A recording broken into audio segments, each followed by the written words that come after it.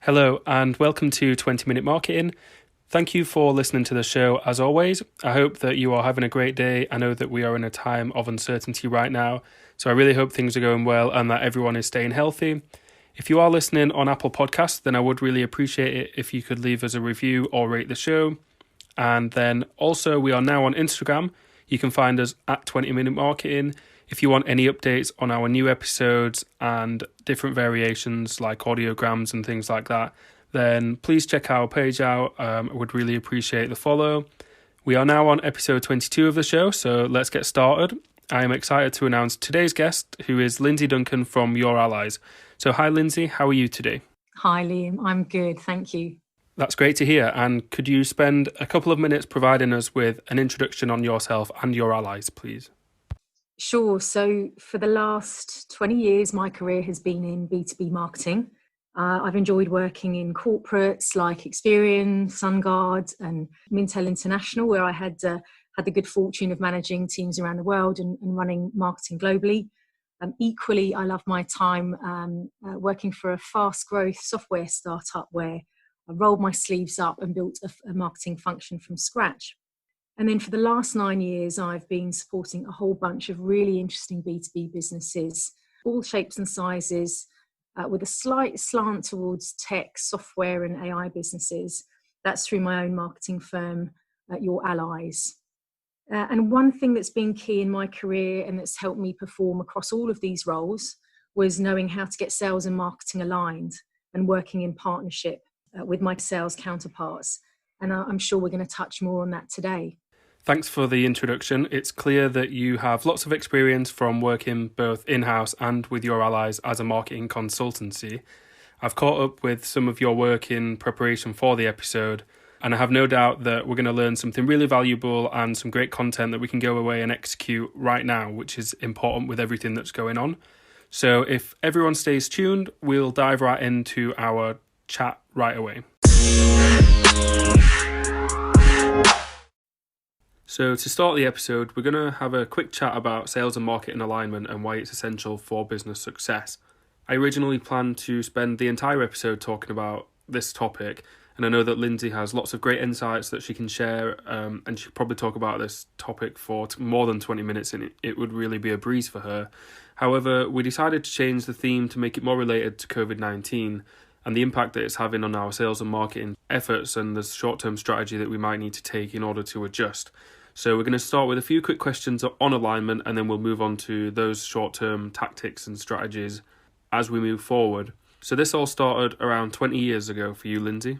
Yes, it did. And actually, it wasn't until my second career move that I was exposed to what good sales and marketing alignment could achieve.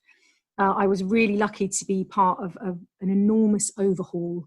And so I saw how sales and marketing alignment happened right from the start.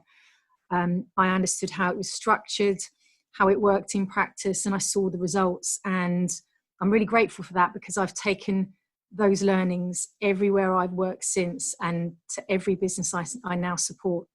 And it may seem obvious, but why is it important that senior management do get sales and marketing aligned correctly? If a vision for sales and marketing alignment isn't driven and shared from senior management, there's two things I think will happen.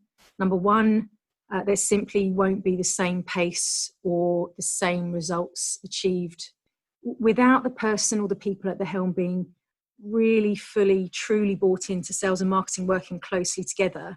Any initiative to make this happen will lack drive and likely it's not going to be prioritised, and over time it will just waver. That's been my experience. The second thing that's likely to happen is that for sales and marketing alignment to work, each team needs to hear and see the same clear vision coming down from the top through to management level, to every level within the business. Everyone has to be clear on the role they play and how they're going to make it work and why they're doing it. And if that isn't coming in unison from senior management, well, it's really unlikely that it's going to take off. That consistency in messaging and being bought into a shared vision is really crucial. So where there's no or little senior buy-in, these initiatives tend to stall and just don't have enough impact. It's really clear that it's a joint effort from everyone involved and that the responsibility is equally spread between both sales, marketing and senior management to get things right. When we do get back into the office, which is hopefully soon, what is one thing that businesses can do if they want to improve their alignment? First and foremost, I would recommend making plans to spend more time together. Join each other's team meetings, whether that's remotely or face-to-face, and become a part of one another's world and one another's day-to-day. Knowing what you're each working on and what goals you're working towards should unite you. And also by working closer together and being a part of one another's team meetings will help you spot where things maybe aren't so well aligned. I'd also take the opportunity to get out on the road together. Make some time for that to happen. Now, that could be going to a client or a prospect meeting together, or it might be attending an industry event together. Some of the time that I spent in the car or on the train with my sales counterparts was where I really got to understand their day to day. And it was also where we had some really good thinking time together and came up with great plans. There's also some bonding that I think, particularly given what we're going through now, that should be prioritized. Take time out, have a coffee, go to breakfast or lunch together, go down the pub for a drink. The bonding that happens outside of work is so important. It's really priceless. And also, I guess, on the social side of things, if book clubs are the kinds of things that your teams might respond to, these can work really well. There's a client of mine that I admire for how they do it. They have a bi-monthly book club between two teams. They pick a topic they're all interested in, and it often might be around something to do with the client's world, or it could be something completely non-work related. Everyone reads a different book around a subject. They get together in the pub afterwards and over a few beers, share what was useful, what was insightful, and any learnings that they might think are valuable. And that's really good, relaxed time together, getting to know one another over books.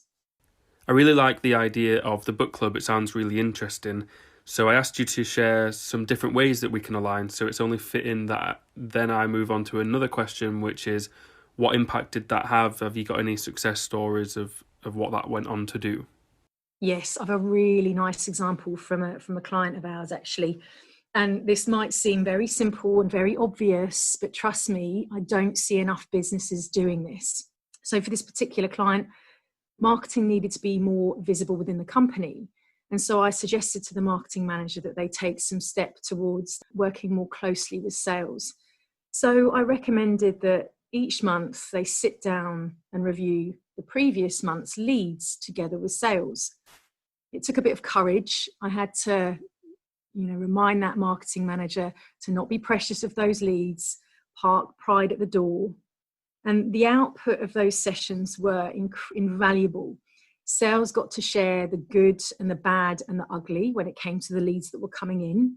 And it was a really open and honest conversation. And in turn, the marketing manager got to feed all of that understanding into the next round of planning and future marketing initiatives. The sales team really respected the marketing manager for, first of all, driving that initiative and for listening and taking it on board. And that was intel that would only improve future marketing initiatives. And for me, that's a really strong example of how sales and marketing alignment can work well for both teams and then obviously for the business too. And that really shows how good, open and honest communication can have a real impact, which is especially important now considering that most of us are remote working. And this kind of leads us on to the next part of the episode, as we're going to be talking about COVID-19 and the short-term challenges that both the sales and marketing teams might be facing and how we can overcome them. And I know that working remotely has impacted myself and our team.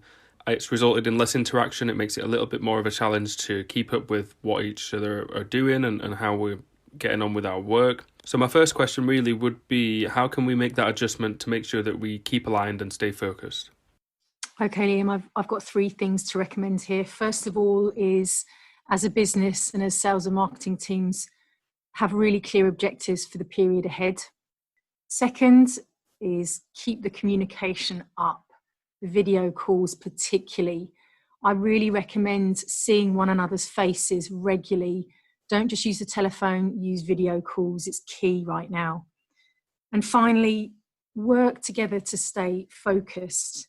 And I say that because more than ever before, I'm seeing marketing and sales teams having to be incredibly mindful of their time, of budget, and of resource.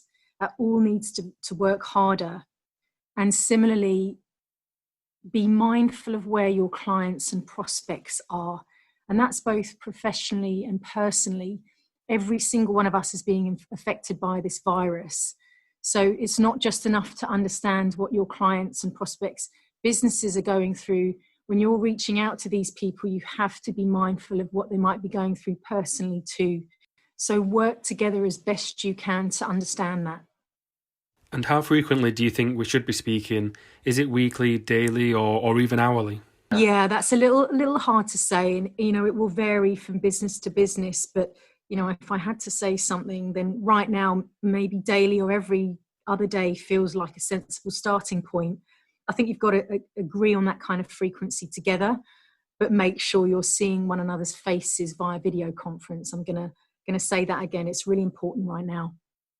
It's really easy too with apps like Zoom and even something like House Party, which a lot of people are using to chat with their friends right now, and you could just hop on there and maybe at lunchtime play a quick game or just catch up with your sales and marketing team and find out how everyone's doing. So that's a really valuable app that people are using that you might not know that it exists. And moving away from alignment, do you have any other advice for people working remotely that are still trying to hit targets and stay focused? Yes, have tools in place that let you communicate and chat easily. There's tons of them out there. There's lots to choose from, but it's equally important to have some rigor around this because it's easy to get distracted with all these chat platforms and calls. And so you have to be respectful of people's times as well. So as a business, I think you should have some new protocols around this. So that could be using statuses to show whether you're available or whether you've got your head down working on something. So come up with some rules so that people can understand what's appropriate. That's my advice. Yeah, that's really helpful, especially the point that you made about changing your status and whether you're active or not, especially when people are taking lunches or breaks and you're not quite sure whether they're there and they're available. We're just going to turn our attention to strategy now. So let's start with sales, which is something that we don't always cover on the show. But how can we adjust from a sales standpoint? Well, sadly, lots of sales forces are grounded for the time being. And so more than ever before, they need to make the most out of other tools that are in their sales toolkit. So for B2B, which is my world, LinkedIn and social selling must be a focus for both sales and marketers. We know that there are 25 million users in the UK on LinkedIn. We know that around 18% of them are either senior decision makers or senior influencers. And there's also a lot of evidence that tells us that the top sales performers rely heavily on social selling and deem it critical for success. So if you couple all of that with the fact that on average, whilst there are lots of people on LinkedIn, on average, we're only on there for about 17 minutes a month. Now that might be increasing right now, given that more people will be leaning on that platform in the absence of face-to-face. But let's assume what that's telling us is we haven't got long to make an impression. Now that doesn't include sales, by the way, who are spending anything between 14 and 40 hours on LinkedIn every month. So with those 17 minutes in mind, you have to make an impact immediately. There aren't any second chances here. So it means that your first outreach, that could be a connection request or an email or email, needs to be incredibly well crafted, well thought through and personalized and helpful and engaging. It means that your profile has to be on point. People are going to be looking at those even more in the absence of seeing you face to face or at networking events, for example. So you have to have all of that on point. And similarly, it means that what you're posting, what you're sharing and how you're engaging on LinkedIn is really well thought through. So for me, sales teams right now need to have more rigor around how they use LinkedIn and their approach to social selling. If you were to add up the time that salespeople spend on LinkedIn and work out the cost to your business, it's really significant. So let's take an average B2B sales salary, which sits around 30K. That could be costing a business, if we think about those 14 to 40 hours spent every month on LinkedIn, that could be costing between 1.4K and 7K each year per person to a business. So you need to know that your salespeople are confident, that they know what to do and what to focus on LinkedIn, and they're being efficient when they're doing it. And you need to know how to track the results there. It can be a bit of a rabbit hole otherwise. There's a lot of misspent time and lost opportunities here.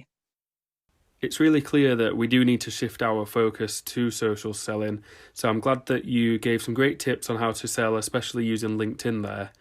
An interesting question that I have now is that, do you think we should be putting cold calling on the back burner, or should our sales team be continuing to call as normal?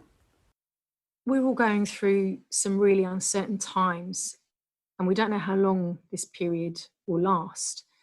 So when it comes to cold calling, I would strongly recommend that any efforts here are carefully revised and thought through. As I said before, we've got to be really mindful of the people we're calling, where they might be personally and professionally right now. So if you're calling about a service or a product that can genuinely help, given the circumstances, make that clear up front. So it's very clear why you're calling and how you can help. And also ask if it's appropriate to speak right now. So take care is my advice. Get it right. I have this image in my head when someone's trying to make a cold call and there's someone on the other end of the phone that is trying to keep up with work while entertaining their children, maybe keeping up with the news, doing a few other things. And maybe that call comes in and they just aren't in the right mind frame to focus. And as a result, the timing of the call means that they say no, when actually they may have had an interest 4 weeks ago or maybe in 6 months' time. So I do think it's really essential that we think about timing. And if the call can wait, then I'd recommend doing that. You could be harming yourself in the long term by making a call right now. And then LinkedIn is obviously a great alternative alongside email maybe. But one challenge with that is that it's harder to convince someone to buy something over words than it is to pick up the phone, because you can't show your personality and emotions and build a rapport with the client. So how do you think we can make good first impressions using the platform? Do your research really thoroughly. Research the business that you're approaching, understand the people and the person within that business that you want to communicate with, the issues and the challenges they're facing, so that when you are communicating with them, it's incredibly tailored and personalized and helpful. That's my advice. Take time to get that part right, and of course, don't be pushy. So let's flip the focus now to the marketing team. So how can the marketing department support the sales team to make sure that this process is easier for all of us? Yeah, so if I was to go back to my point about LinkedIn and social selling, one of the things that I know would help salespeople right now is having messages and content that they can use en masse. Now, these still have to be messages that can be personalized and tailored, but marketing can help by providing templates which are well written that the salespeople can then use, so that they're not having to sit there and scratch their heads every single time they want to send a connection request message or an email or an in-mail. So marketing can help, and marketing can also help by making sure that they have content that's fit for purpose, given the new situation we find ourselves in, again, that the salespeople can use to stay front of mind with their audience. And I know a lot of marketing budgets and long-term strategies have been impacted. They've either been reduced or put on hold temporarily. So besides maybe helping the sales team with writing content and sharing things, is there anything else that the marketing team can be doing right now? Sadly, Liam, that is the situation we all find ourselves in now. So I would point to social selling again. I would look to create helpful content. Now, that assumes that there's capabilities in-house to produce that content, but think about what content you can produce yourselves and focus on the channels which are more cost-effective or free, perhaps. Think about good old-fashioned letters. Emails and social media are also obvious. Podcasts, what we're doing right now. Could podcasts work for your business? And in the place of face-to-face events, physical events, consider if you can make webinars work for you in the interim. It's interesting that you mentioned direct mail. That could be a great channel for us to use right now since everyone's at home and post is still getting delivered as far as I know. Yeah, I do have one final question. I'm interested in your opinion on how marketers can keep things ticking over from a content aspect. So I've noticed that some businesses are going about the business as normal, others have sort of quietened down, and then there are some other businesses that have gone all in and are using the opportunity to share pictures of employees at home, blog posts on how you can use their services to combat the virus, etc. And I do try to avoid mentioning other brands on the show, but if you look at, say, Sports Direct and how they've handled the situation, it's pretty fair to say that that's backfired for them. So is there a right or wrong way to approach it? I would recommend pausing for a moment to take stock of things. Try and gauge where your clients and prospects are. What do they need right now? What are they facing? And then revisit your content. Think about what genuinely will be helpful to them right now before just sharing what you were going to share in the first place, for example. Equally, avoid any virus-related content that's just for the sake of it. You know, we're all getting probably a bit of COVID-19 fatigue right now. And on the flip side, if you continue to push your business as usual content, you risk damaging your reputation. So pause, take stock, and understand what your clients and prospects need before you embark on sharing any content.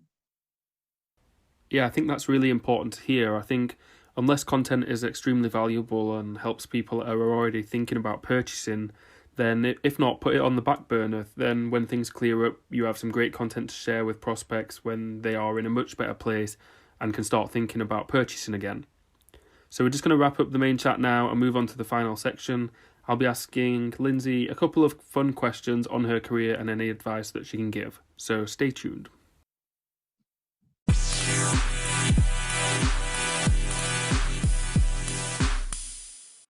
So I'm going to ask 2 quick fire questions in this section. I know that we spent a lot of time in the main section, so we're probably over a little bit. So first of all, Linsay, if you could give one piece of advice to fellow marketers, then what would it be? Think about the commercial ROI of what you're doing. So 20 years ago, when I started out my marketing career, we were limited in the way that we could measure the impact of our marketing compared to today, where, because of digital marketing largely, there's infinite amounts of metrics that we can use. But still, I don't see marketers on the whole really putting that to the right use. And by that, I mean thinking through how every piece of marketing activity is supporting the business objectives and how that relates to commercial ROI. Make that a really keen focus of everything you do, and that will make you a strong marketer. And the second part of this answer is understand sales. It's very connected to commercial ROI. Understand sales. Understand how that part of your business works, and that will make you an incredibly strong marketer. I like that you mentioned sales as it overlaps with the episodes quite nicely. A fun question to finish with is, what is your favourite thing about marketing? It's a hard one, but I'm gonna say it's mentoring, which is part of what I do now. It's really enjoyable to now get to use my experience to help other marketing professionals grow. And I love seeing that put to good use within the businesses they're working for to drive forward results. So there's 2 rewards here, and that's helping a professional grow, helping a marketer grow, and then seeing the impact that has on the business that they're working in. It's incredibly rewarding. And particularly around hard times right now, is being able to help marketers and businesses through tough times. Yeah, that's definitely what's most rewarding for me. Yeah, so let's finish the episode right there. Thank you, Linsay, for being a great guest. Thank you, Liam. An absolute pleasure. And stay tuned for some really exciting episodes coming up in the next few weeks. I hope you've enjoyed this episode. I know that I'll take a lot from it, and hopefully we can use Linsay's advice both now and when we get back into the office. So yeah, stay safe, and I'll see you soon.